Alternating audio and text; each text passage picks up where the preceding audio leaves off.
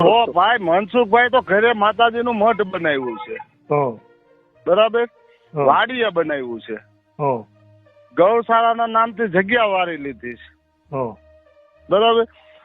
ગાવું તો ત્યાં છે નહીં, પોતે વાહે ફોર વ્હીલ માં કાયદાના પિતા લખે છે, ગાડીમાં દારૂ પીડ્યો હોય તો આવું આંબેડકરવાદીમાં આવું આવે ક્યાંય?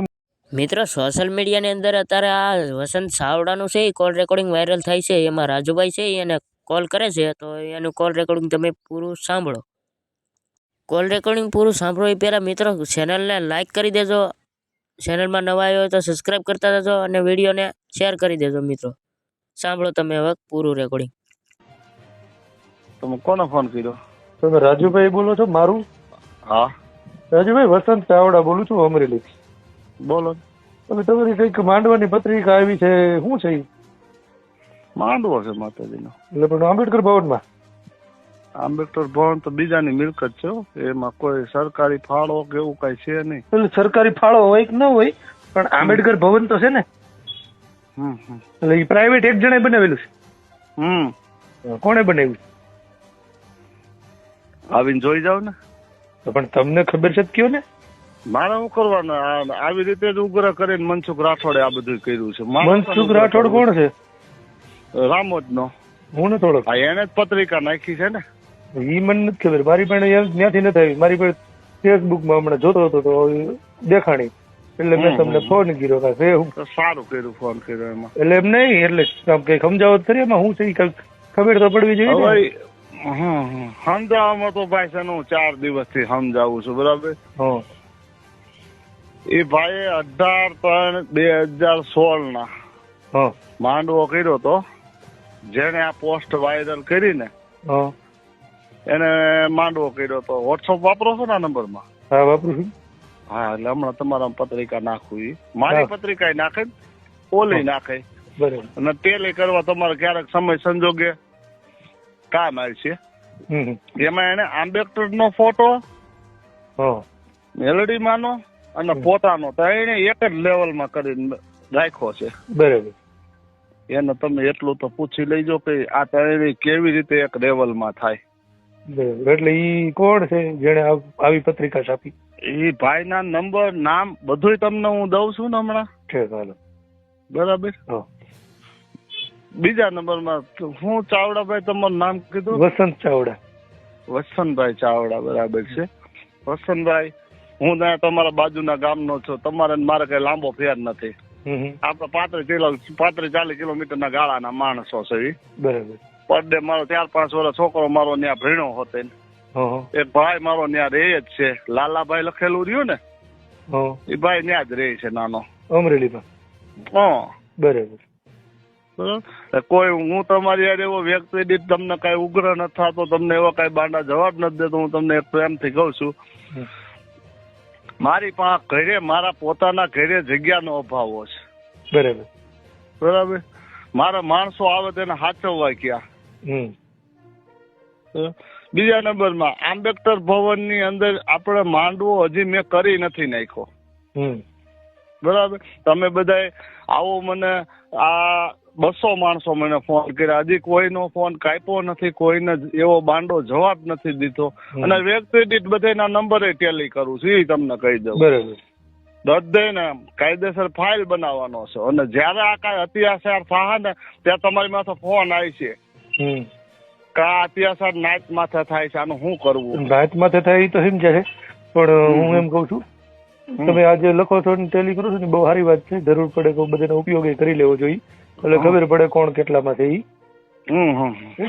અને બીજું મારી પાકિસ્તાનની બોર્ડર આવે ને ત્યાંથી ફોન આવ્યો છે ને, એના હોતે જવાબ ભરી દીધા છે આપણે. કોઈને આપણે ગાઈડ નથી દીધી, કોઈની ગાઈડ આપણે ખાધી નથી.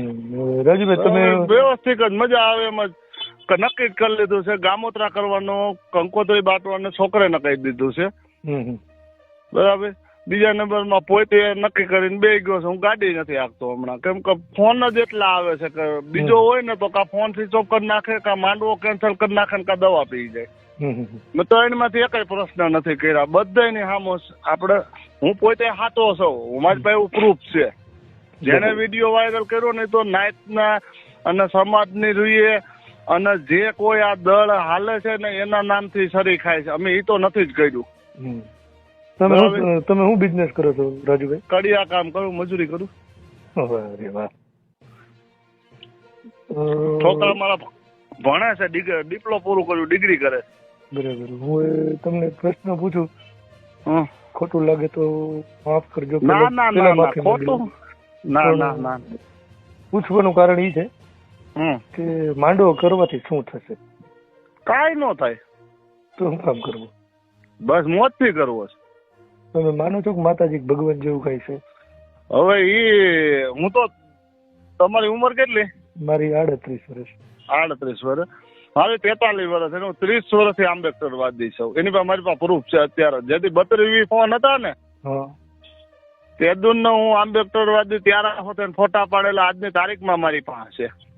આજની તારીખમાં જેથી 32 ફોન હતો ને તેથી હું મેમરી કાર્ડમાં ફોટો નખવીને ફોટો પાછો જઈને તેથી તો એ ફોટો કાઢવાના પૈસા એટલા થતા. તેથી મારો નહીં, આખો ગ્રુપ મહેતા ખંભાળિયા ગામનું જે કોઈ બાયું, છોકરા, નાના ડોહિયું, બાબા, આ બધાના આવું બધું મેં સાચવીને રાખ્યું છે.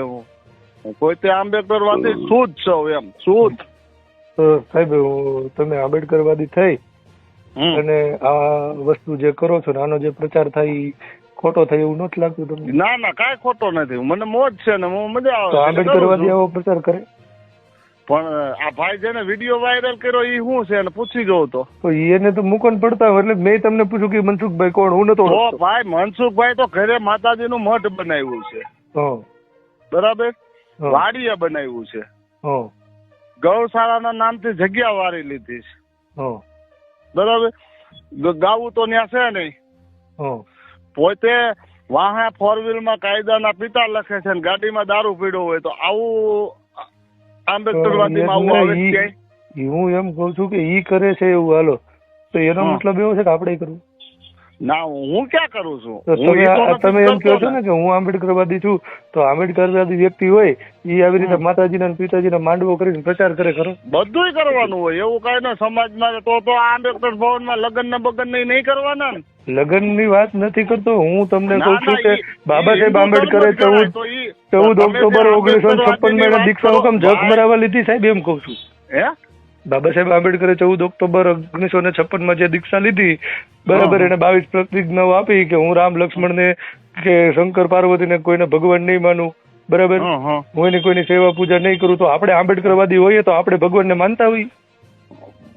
પણ કેટલા ટકા નથી માનતા એવું તમે સાબિત તો કરી દો. પણ હું એમ કઉ છું તો શરૂઆત કોણ કરશે? તમે એમ કહો છો હું આંબેડકરવાદી છું તો શરૂઆત તો કરો. તો તમે સારા રસ્તે લેવા કોક આવો તો ખરા. તમે બાબા સાહેબ ને કોઈ લેવા થોડો ગયો તો? બાબા સાહેબ ને કોઈ લેવા ગયો તો? તો તમને અત્યારે કોઈ આવું શું કરવાનું? તો તમારે મને ફોન કરીને પૂછવું જોઈએ. તમારે સારું માર્ગદર્શન કરાવવું હોય તો તમે પહેલાથી જ જાગૃત થઈ જાવ ને. પણ અમે તો તમને ઈ જ પૂછી છે. તમે તમારા મોઢે કયો છો કે હું આંબેડકરવાદી છું એમ? અમે તો આંબેડકરવાદી જ છીએ. આંબેડકરવાદી તો પેલી વાત છે. એટલે એવા આંબેડકરવાદીઓ પર એવા પ્રૂફની જરૂર ન પડે સાહેબ.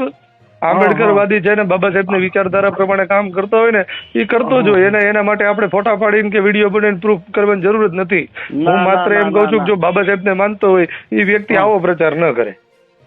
પણ હું ક્યાં, હું તો મારા મોજથી કરું છું ને. તો પછી પોતાને આંબેડકરવાદી કહેવાનું બંધ કરી દે ને સાહેબ.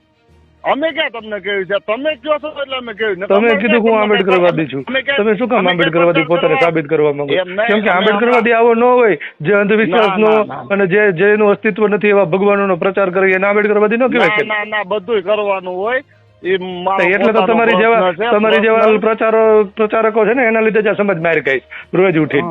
અને તમે જે નામ નંબર લખીને રાખ્યા છે ને એ હાચવી રાખજો. ક્યારેક તમારી મત ખ્યાલ આવે ને તો એ બધા આવશે. એ કોઈ ના નહીં પાડ્યો. મને ફોન કરજો. તમારી માથે જયારે અત્યાચાર થાય ને ત્યારે મને તમતાર ફોન કરજો, હું આવીશ. મિત્રો તમારા કોલ રેકોર્ડિંગ વિશે શું કેવું છે મિત્રો કોમેન્ટ ની અંદર જણાવજો. અને વિડીયો સારો લાગ્યો હોય તો વિડીયોને લાઈક કરી દેજો. જય હિન્દ, જય ભારત.